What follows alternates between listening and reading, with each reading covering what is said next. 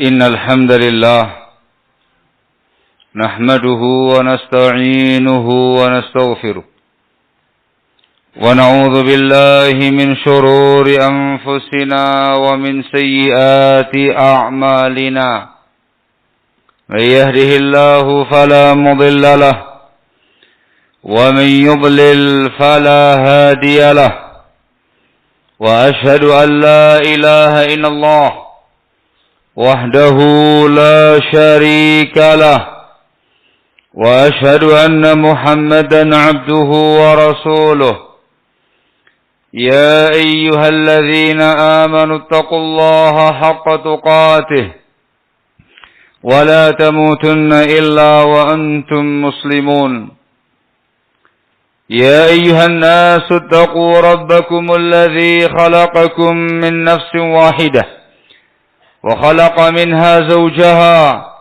وبث منهما رجالا كثيرا ونساء واتقوا الله الذي تساءلون به والأرحام إن الله كان عليكم رقيبا يا أيها الذين آمنوا اتقوا الله وقولوا قولا سديدا يصلح لكم أعمالكم ويغفر لكم ذنوبكم ومن يطع الله ورسوله فقد فاز فوزا عظيما أما بعد فإن أصدق الحديث كتاب الله وخير الهدي هدي محمد صلى الله عليه وعلى آله وسلم وشر الأمور محدثاتها فإن كل محدثة بدعة وكل بدعة ضلالة وكل ضلالة في النار أيها الناس.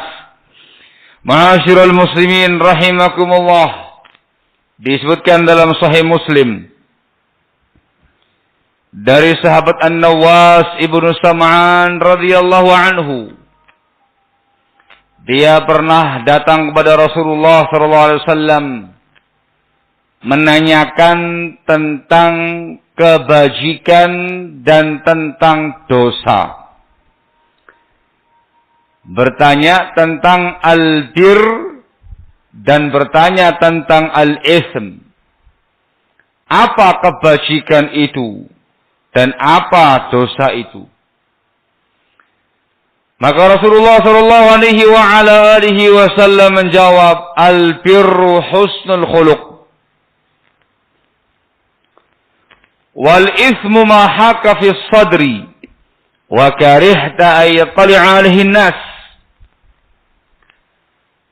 Kebajikan itu adalah akhlak yang mulia. Dan dosa itu sesuatu yang membuat bimbang, membuat gelisah hati kamu.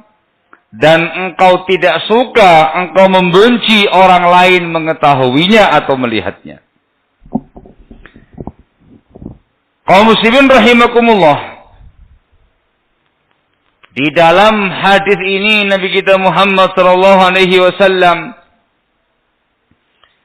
ketika ditanya tentang perkara kebaikan, beliau menyebutkan satu poin. Husnul khuluq. Akhlak yang mulia.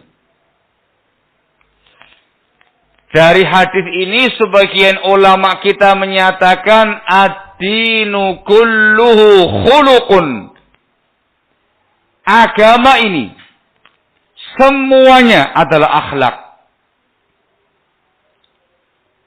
Ikhwan fillah azakumullah, kaum muslimin rahimakumullah. Akhlakul karimah, akhlak yang mulia dinyatakan sebagai agama, semua agama. Dikatakan sebagai semua kebajikan. Orang yang memiliki akhlakul karimah berarti telah memiliki semua agama atau bisa mengamalkan semua kebajikan. Itu dikarenakan akhlak di sini sifatnya umum. Yang pertama meliputi husnul khuluqi ma'al khaliq. Akhlak yang mulia bersama dengan Sang Pencipta. Memiliki akhlak kepada Allah Subhanahu wa ta'ala. itu diwujudkan dengan menerima berita-berita Allah dengan membenarkannya. Talaqqi akhbarillahi bitasdiq, membenarkan semua kabar yang datang dari Allah Azza wa Jal, baik dalam perkara gaib ataukah perkara yang bukan gaib, baik yang sesuai dengan akal dan hawa nafsunya ataukah tidak, baik berkaitan dengan kabar-kabar peristiwa masa lalu atau di masa akan datang, dia imani, dia percayai. Yang kedua, dengan cara menerima hukum-hukum Allah dengan cara mengamalkannya. Talaqqi ahkamillahi wa syari'atihi bitatbiqi wal amal. Dia menerima hukum Allah, dia menerima syariatnya Allah dengan cara mempraktekkan dan mengamalkannya. Ini meliputi fi'lul ma'murat, melaksanakan perintah-perintah Allah, dan tarkul manhiyat, meninggalkan larangan-larangan Allah Subhanahu wa taala. Ini meliputi semua bimbingan agama.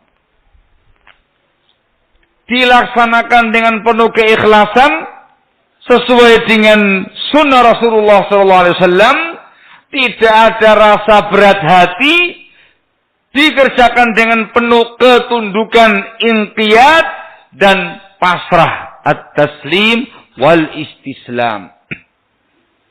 Entah itu dianggap ringan atau dianggap berat, sesuai dengan hawa nafsunya ataukah tidak, dia kerjakan dengan penuh semangat. Dan yang ketiga, dengan cara talaqqi aqdarillahi ta'ala bisabr waridha, menerima takdir dari Allah Azza wa Jal, musibah-musibah yang Allah berikan kepadanya dengan kesabaran dan keridhaan. Sabar menghadapi musibah, ridha dengan takdir Allah Azza wa Jal yang Allah tetapkan untuknya.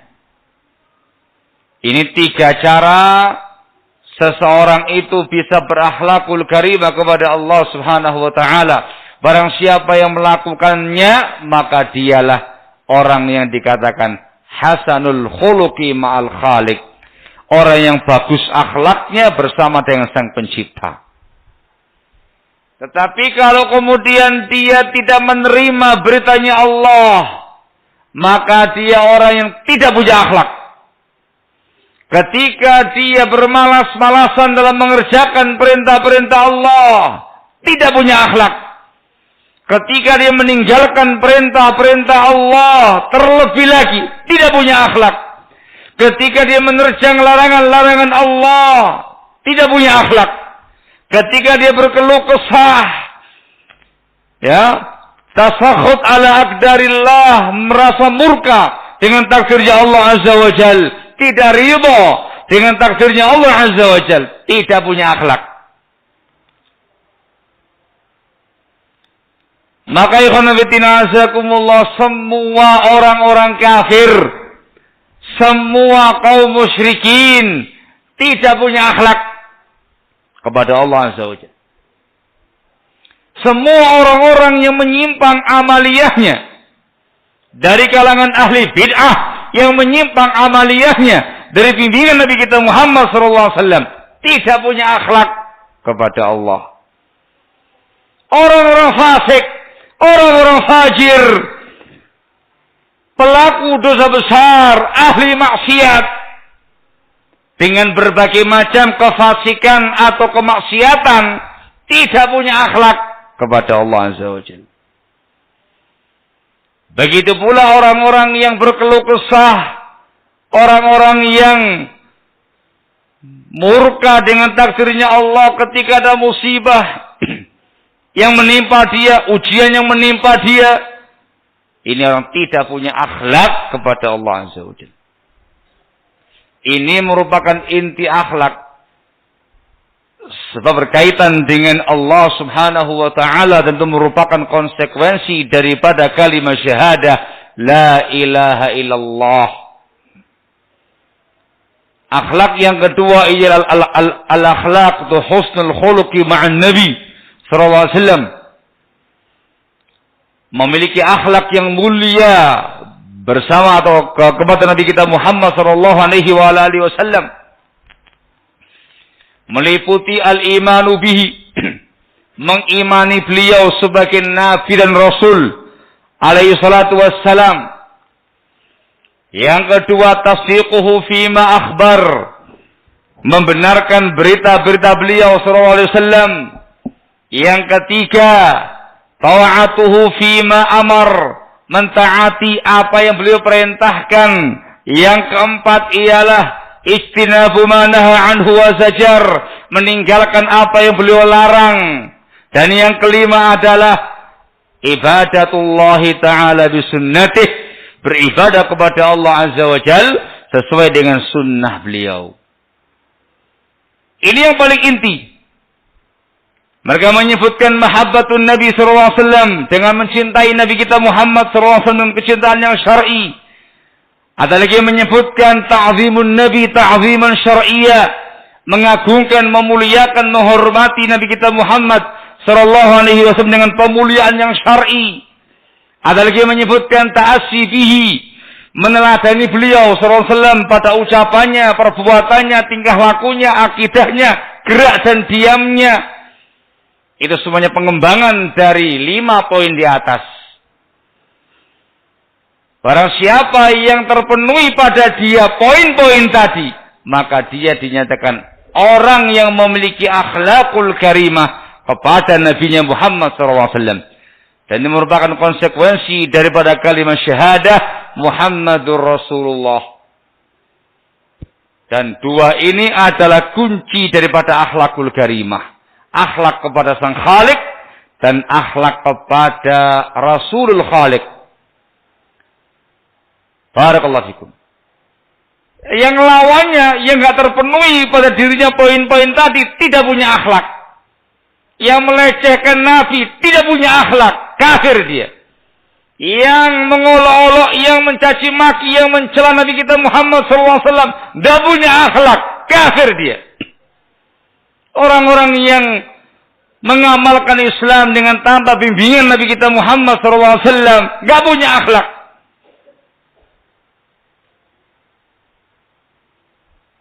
Dikarenakan tidak ada pada diri dia poin-poin yang disebutkan tadi. Barakallahu fikum.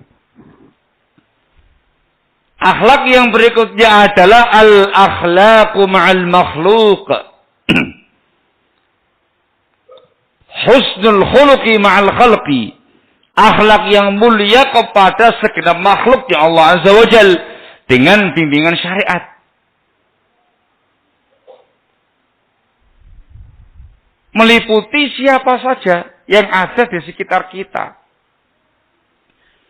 Akhlak kepada kedua orang tua dengan birrul walidain, berbakti pada kedua orang tua.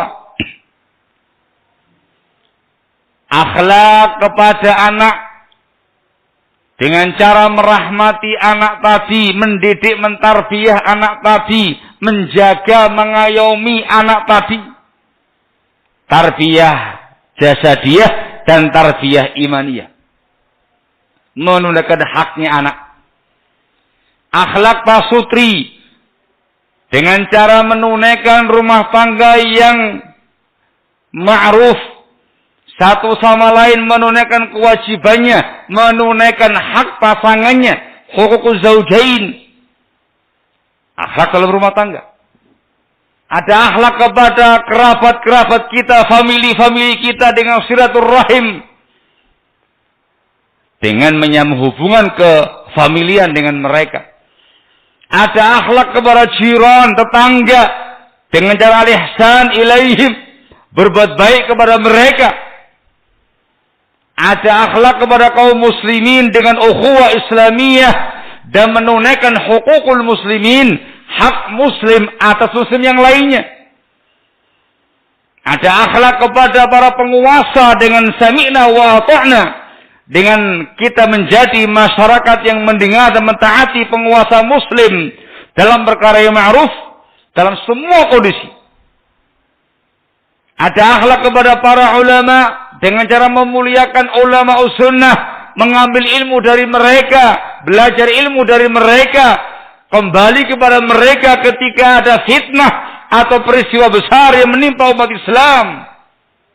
Akhlak yang mulia kepada para ulama. Ada pula akhlak kepada non-muslim dengan cara menunaikan perjanjian damai dengan mereka selama ada perjanjian damai. Ketika tidak ada, maka mendakwai mereka. Kalau nggak menerima dakwah, maka jihad fi sabilillah. Jihad fi sabilillah dengan cara yang syar'i itu merupakan akhlak yang sangat mulia dalam Islam. Ada akhlak dengan hewan-hewan sesuai dengan bimbingan Islam. Ketika memelihara, dipelihara dengan baik, dikasih makan, dikasih minum, dirawat dengan baik. Ketika disembelih dengan tata cara yang syar'i, dengan adab penyembelihan yang benar. Ketika dia membunuh, berburu, maka dibunuh dengan cara yang terbaik. Itu semua adalah akhlak kepada hewan sekalipun. Akhlak kepada alam raya ini dengan cara menjaga kelestariannya. Jangan merusak alam, apalagi yang melanggar aturan pemerintah. Barakallahu fikum. Ini semuanya akhlak kepada para makhluk. Semua poin-poin di atas ketika dilakukan dan ada pada seorang muslim, maka berarti dia sesungguhnya telah melakukan semua albir, semua kebaikan, semua kebajikan, akidahnya, ibadahnya, muamalahnya, akhlaknya, interaksinya, semuanya tercakup pada kata-kata ini semua yang namanya kebajikan albir yang disebutkan dalam Islam ini. Sehingga kaum muslimin rahimakumullah tidak salah ketika Rasul menyatakan albirru husnul khuluq. Yang namanya albir itu akhlak yang mulia. Tidak salah ketika ulama mengatakan ad-dinu kulluhu khuluqun. Agama ini semua adalah akhlak. Dengan penjabaran tadi. Tinggal masing-masing kita yang menyempurnakannya pada diri kita masing-masing. Kita kepingin jadi orang berakhlak ataukah jadi orang yang tidak punya akhlak. Itu kembali pada kita masing-masing. Barakallahu fikum.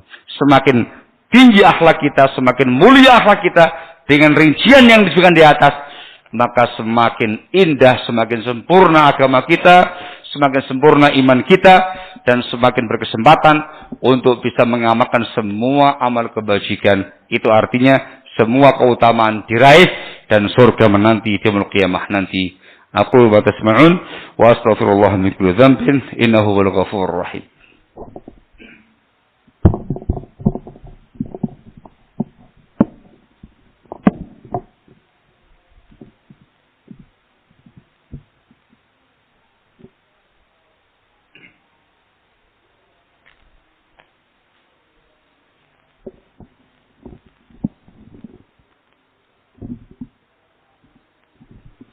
Alhamdulillah wassalatu wassalamu ala Rasulillah wa ala alihi wa sahbihi wa mawalah amma ba'd. Kaum muslimin rahimakumullah. Penggalan yang kedua pada riwayat di atas ialah tentang al-ism. Ketika Nabi kita Muhammad sallallahu alaihi wa ala alihi wasallam ditanya tentang al-ism, tentang dosa, beliau menjelaskan tentang ciri-cirinya, alamatnya, tanda-tandanya, yang dengan itu seseorang bisa mengenali itu perkara dosa. Beliau mengatakan al-ismu ma haka fin nafsi. Yang namanya dosa itu segala sesuatu yang membuat bimbang, yang membuat ragu, yang membuat gelisah dalam hati. Ini katanya para ulama, tidak semua hati Ini adalah qalbul mu'min. Qalbun taqi. Hatinya seorang mukmin, hatinya orang yang bertakwa kepada Allah Subhanahu wa taala, hatinya orang yang mentaati Allah Azza wa Jalla. Seorang yang mukmin, barakallahu fikum, orang yang bertakwa kepada Allah, dikasih tanda ketika dia merasa ada yang tidak beres pada dirinya atau pada kehidupannya. Ketika dia mengalami sesuatu yang menggelisahkan, dia ragu, dia bimbang, dia nggak nyaman dengan suatu ucapan yang dia sampaikan, atau sebuah tindakan yang dia lakukan, atau sebuah amal yang dia kerjakan. Dikasih tanda, peringatan. Ketika dia tidak nyaman, ketika dia merasa gelisah, ketika dia merasa bimbang, itu perkara dosa. Dan hanya kaum mukminin yang merasakannya. Dan itu merupakan teguran dari Allah kepada dia supaya dia segera kembali kepada Allah Azza wa Jalla. Adapun qalbul fasik, hatinya orang fasik, hatinya orang yang fajir, hatinya orang yang sesat, yang menyimpang, tidak mempan yang namanya kegelisahan. Bahkan dia menikmati, dia merasakan kenikmatan dan kelezatan semu dengan dosa yang dia kerjakan. Bahkan dengan tanpa rasa malu dia melakukan. Bahkan dengan tanpa rasa malu dia mengerjakan terang-terangan. Bahkan dia mengajak orang lain. Bahkan dia mendakwahkannya. Bahkan ila akhirih. Yang ini tidak ada patokannya. Ini orang yang memang jahat. Sehingga dua manfaat yang bisa kita ambil. Ketika kita bisa merasakan sebuah kebimbangan dan kegelisahan dengan sebuah amal, pertanda, alhamdulillah kita masih punya iman. Dan kita tahu itu perkara dosa, tinggalkan segera. Faedah yang kedua, ketika na'udzubillah kita merasakan nyaman dan nikmat dengan sebuah dosa, ketahuilah Anda fasik, ketahuilah Anda fajir, ketahuilah Anda jauh dari Allah Azza wa Jalla. Hati kamu rusak. Karena kamu nggak mengenali sinyal-sinyal dosa tadi. Ketika kamu tersadar, segera kembali kepada Allah Azza wa Jalla. Segera tobat kepada Allah Azza wa Jalla. Sebelum semakin jauh hati kamu mati, nanti kamu akan mati ala su'il khatimah. Na'udzubillah. Ini ciri-ciri yang pertama bagi hati yang mukmin. Bimbang, gelisah, gak nyaman. Gak tenang dia punya kehidupan. Dulu sebagian salaf itu mengenalinya dari istrinya, dari anak-anaknya, dari hewan tunggangannya. Merasa dia, ini ada yang gak beres pada saya. Saya mengerjakan perkara yang gak beres ini. Istrinya gak kayak biasanya, anaknya gak kayak biasanya, tunggangannya gak kayak biasanya. Seakan-akan mengingkari dia. Perkara yang mungkar. Perut saya nggak nyaman. Sudah.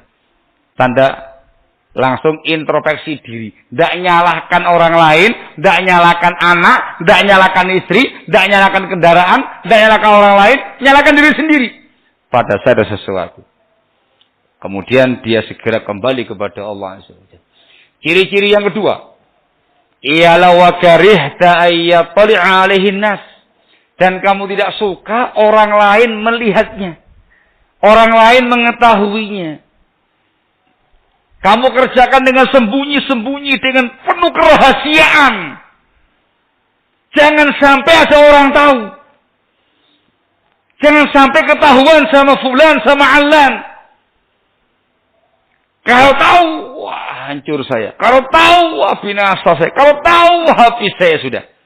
Pertanda itu perkara kejelekan. Itu perkara kemungkaran. Itu perkara dosa. Tinggalkan. Jangan kamu teruskan. Apalagi kamu malah marah-marah kepada orang yang mengetahuinya dan menasihati kamu. Atau yang menegur kamu. Malah marah-marah. Merasa dirinya dibongkar. Dirinya sedang dijatuhkan. Tidak. Justru kamu harus muhasabah. introspeksi diri ketika kamu mengerjakan sesuatu, melakukan sesuatu, atau apapun itu bentuknya. Tatkala kamu tidak suka ada orang lain yang mengetahui atau melihatnya, tanda itu dosa. Dikecualikan terkait dengan sebuah berita, sebuah kabar yang dirahasiakan. Dikarenakan makomnya bukan makom untuk semua orang. Lain. Yang itu babnya berita, yang dibahas dalam hadis ini bab amalnya kamu, tindakan kamu, ucapan kamu, perilakunya kamu. Kalau kamu tidak suka orang lain mengetahuinya, tanda itu perkara dosa. Tinggalkan. Tinggalkan sebelum engkau nanti menyesal di kemudian hari. Ada terkait dengan sebuah kabar, sebuah berita, dilihat kondisi. Kalau memungkinkan dan bermanfaat, bermasalah harus sebarkan. Kalau tidak, ditahan. Dirahasiakan sementara atau disampaikan kepada orang tertentu yang akil, yang uqala, yang hukama. Barakallahu fikum. Tetapi yang dibahas sekarang ada tindakan kamu sendiri. Ingat baik-baik, ketika kamu tidak suka orang lain mengetahuinya, tandanya itu perbuatan dosa. Itu tindakan dosa. Itu ucapan dosa. Itu perilaku dosa. Segera hentikan, tinggalkan, buang. Kembali kepada Allah Azza wa Jalla dan kembali kepada al-bir yang disebutkan pada penggan pertama hadis ini. Oh muslimin rahimakumullah, muslim yang baik, muslim yang muwaffaq, yang diberi taufik oleh Allah Azza wa Jalla, tentu dia akan merasa tenang, merasa nyaman, merasa bahagia ketika bisa menggapai al-bir. Dan dia akan merasa nyaman, merasa tenang ketika berhasil menjauh dari al-ithm, dosa. Muslim yang muwaffaq. Dan hati-hati jangan sampai menjadi muslim yang rusak. Muslim yang menyimpang, yang sesat. Ketika dia merasa tidak nyaman dengan al-bir, kebaikan. Dan merasa nyaman dengan dosa. Itu ciri tanda orang yang fasik, orang yang fajir. Na'udzubillah. Maka hidup kita di dunia ini adalah perjuangan dan pengorbanan untuk berlomba-lomba melaksanakan kebaikan dan meninggalkan larangan. Tingkatan-tingkatan seseorang dalam iman dan takwa dia kepada Allah tergantung poin ini. Sesempurna apa albir yang dia kerjakan, sesempurna apa dosa yang dia tinggalkan. Semakin sempurna, maka semakin tinggi imannya, semakin tinggi derajatnya, semakin besar pahalanya, dan semakin besar mendapatkan al-jannah dari Allah Azza wa Jalla. Semoga Allah Tabaraka wa Ta'ala memberikan taufiknya pada kita semua, sehingga dengan taufik dari Allah Tabaraka wa Ta'ala semata, Allah menjadikan kita termasuk al-bararah, orang yang berbuat kebaikan, kebajikan, dan dijauhkan dari al-ithm, segala macam dosa. Amin ya rabbal alamin. Walhamdulillahi rabbil alamin.